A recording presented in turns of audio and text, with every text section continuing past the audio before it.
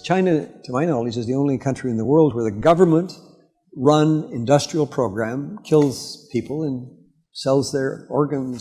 In 2006, it first came to light that prisoners of conscience were being killed on demand for organ transplants in secret detention facilities throughout China.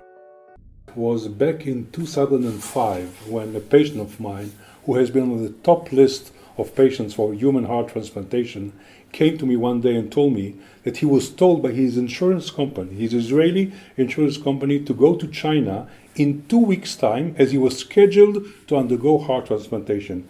And when I asked him how come such a surgery can be scheduled ahead of time, somebody has to die on the very day of the operation, he said he didn't know, and he went to China and got his heart transplantation exactly on the date that he was promised. It was bringing in about $9 or $10 billion a year, this industrial transplant operation going on across China now. Because they have a bank of live donors waiting to get a match on the computer. It's a crime against humanity. In 1999, the crackdown of Falun Gong starts. That is the largest action of scale by the Chinese Communist Party since the Cultural Revolution. And by 2000, 2001, that's when you have this explosion of transplant activity. We see continuity in the numbers over time.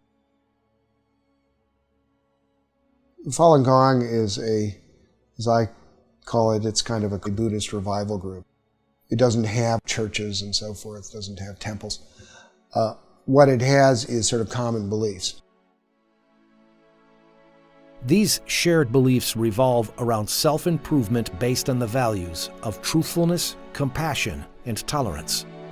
By the end of the 1990s, the Chinese government estimated that over 70 million of its citizens were practicing Falun Gong.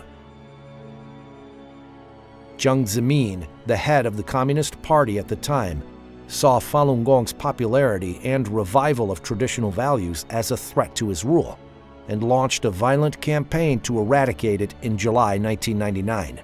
The official line in terms of repression of Falun Gong of the party is bankrupt them financially, ruin their reputations, destroy them physically. So that the vilification is destroying their reputations, the organ transplants is destroying them physically. It was like convert or die. Convert or die. Turn in your friends or die. And it's state-sponsored genocide. The systematic government-sponsored harvesting of organs is a monstrous crime. I strongly believe that the 17-year campaign to eradicate Falun Gong will be seen as one of the great shames of recent Chinese history. How can doctors, people trained to heal, harvest organs from living people for transplants?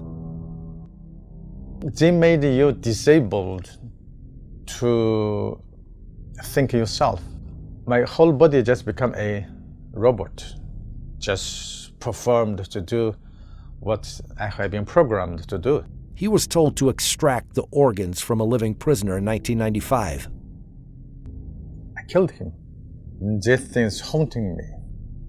This is a new form of genocide, and it's using the most respected members of society to implement it. This is one of the central tests of our time. We can't avoid this any longer.